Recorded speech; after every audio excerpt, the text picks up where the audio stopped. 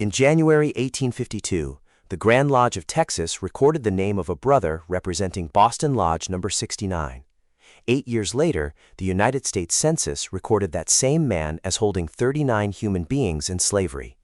Both records are true, and this week we keep both halves of the book. Welcome to the weekly historical feature from Johnson City Lodge. I'm Brother Archivist. My job is to guard the record, check the sources, and name what we don't yet know for certain. And I'm Brother Orator. I work to turn that record toward meaning, context, and memorable Masonic education.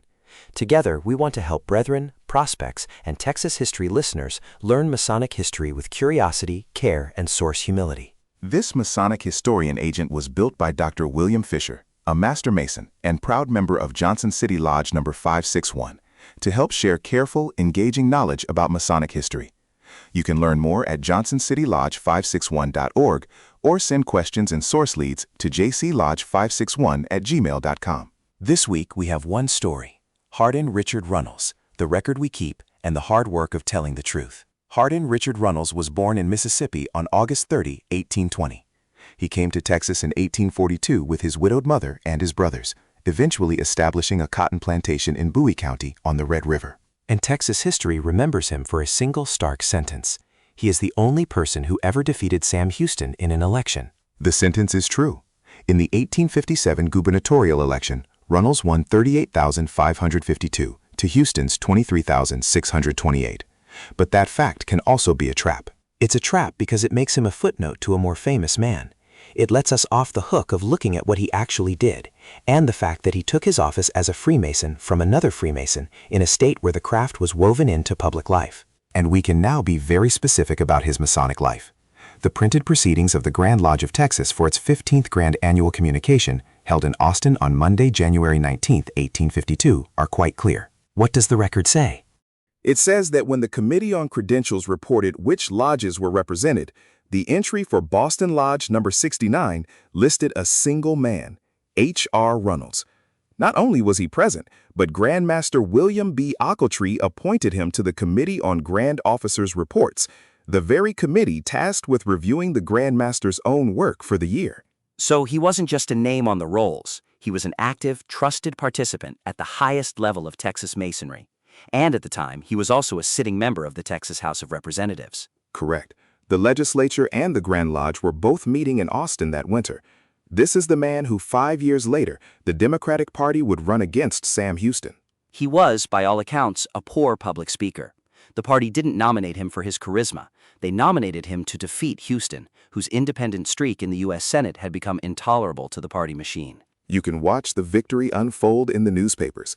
The Dallas Herald from August 29, 1857, this very week in the calendar, was still tallying votes. It reported the returns from the Rio Grande Valley rolled up like an avalanche for the Democracy. Webb County, Runnels 389, Houston 8. And then he governed. And this is the other half of the record we have to keep. What did Governor Runnels do? He supported the effort to reopen the African slave trade. He signed a law permitting free black Texans to choose a master and enter slavery. On the frontier, he clashed with the Texas Rangers over funding, arguing Indian defense was a federal responsibility, though he did authorize the campaign that led to the death of Comanche chief Iron Jacket. It's a complicated ledger. He also approved funding for what would become the University of Texas. And when white settlers attacked reservation Indians, he sent troops to protect the reservation, while at the same time petitioning Washington to have it removed entirely. And through all of this, the plantation prospered. The Handbook of Texas notes that by 1860, his property was valued near $85,000, and the number of human beings he held in slavery was 39. Houston came back and defeated him in 1859, running against the slave trade and on his own frontier credentials.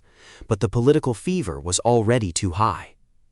That same Dallas Herald that reported Runnels' victory flew a telling image over its editorial column: the American flag, with a ribbon tied across it that read "States' Rights." And just a few lines below that, in the same column, was a notice that religious services would be held at the Masonic Hall in Dallas. The political cause and the lodge room sharing the same page.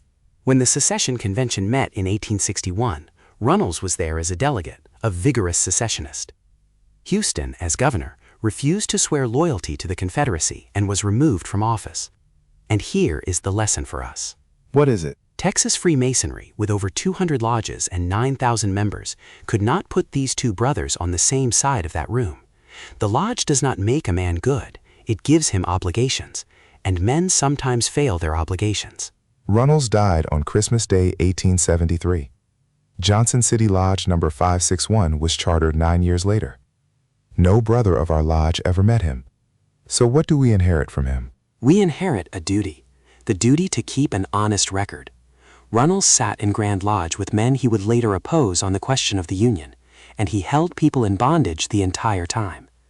A lodge that only records the admirable parts of its history isn't keeping a record, it's keeping a legend. A legend can't teach us anything. The Grand Lodge of Texas printed its minutes for January 1852 just as they happened, without knowing what those names would come to mean. That's the discipline. Our own minute books in Blanco County do the same small, honest thing every month. They say who was present and what was done. And their value to the Masons of the year 2170 depends entirely on whether we told the truth in them. Hardin Runnels is in our history not because we admire him, but because we are obliged to be exact about him.